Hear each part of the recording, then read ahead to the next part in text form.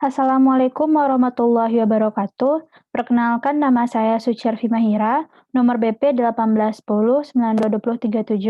Di sini saya akan menjelaskan tentang tugas interaksi tanah struktur mengenai uji getaran resonansi S2F dan juga simulasi gempa pada interaksi tanah struktur.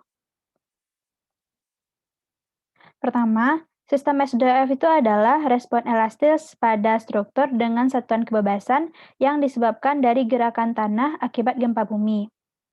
Pada percobaan ini, kita melakukan trial error atau iterasi dalam pencarian atau estimasi frekuensi natural dari setiap struktur S2F tersebut.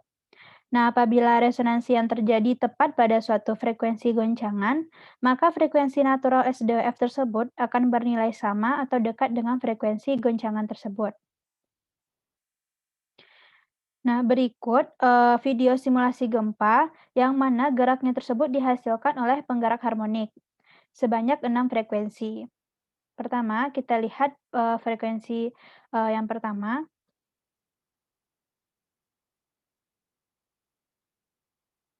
Pada video tersebut dapat kita lihat sistem bergerak dengan frekuensi sedemikian rupa sehingga seluruh sistem bereaksi hampir seperti benda tegar. Coba kita bedakan dengan frekuensi yang kedua.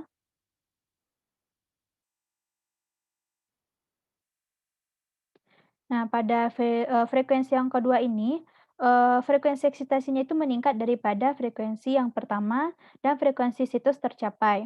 Pegas horizontalnya juga bereaksi dan hampir tidak ada reaksi dari pendulum. Lanjut ke frekuensi yang ketiga.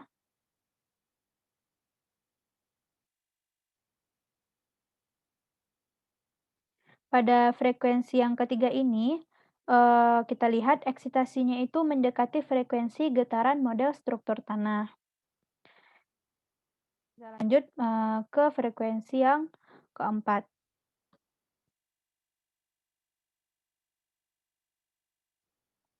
Pada frekuensi keempat ini, sistem mencapai frekuensi dasar model dasar tetap, dan juga model struktur tanah tidak bereaksi. Kita bedakan dengan frekuensi yang kelima.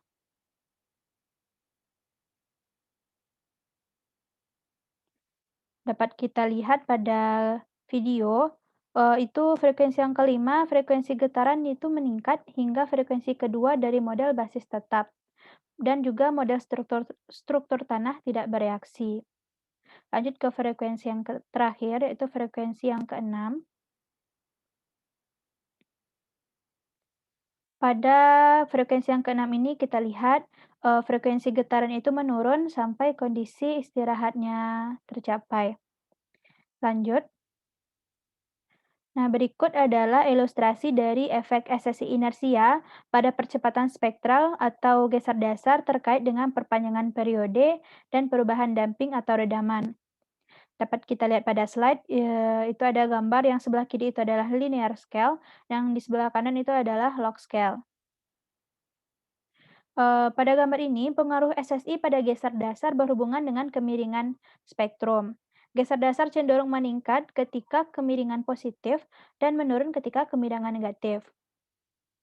Untuk kasus umum bangunan dengan periode yang relatif lama, pada bagian spektrum yang menurun, penggunaan basis fleksibel base sebagai pengganti biasanya menghasilkan penurunan permintaan geser base shear. Sebaliknya, SSI inersia dapat meningkatkan base shear pada struktur dengan periode yang relatif pendek. Kemudian periode di mana puncak spektral terjadi itu disebut dengan periode dominan gerakan tanah atau TP, yang pada umumnya itu dikendalikan oleh rezim tektonik, gempa magnitudo dan juga jarak sumber. Lanjut, di sini kita lihat SDF on flexible base itu lebih besar sama dari fixed base SDF, di mana berdasarkan nilai base shear-nya tersebut, maka sepertinya yang diuntungkan itu adalah bangunan yang tinggi. Sekian presentasi dari saya akhiri. Assalamualaikum warahmatullahi wabarakatuh.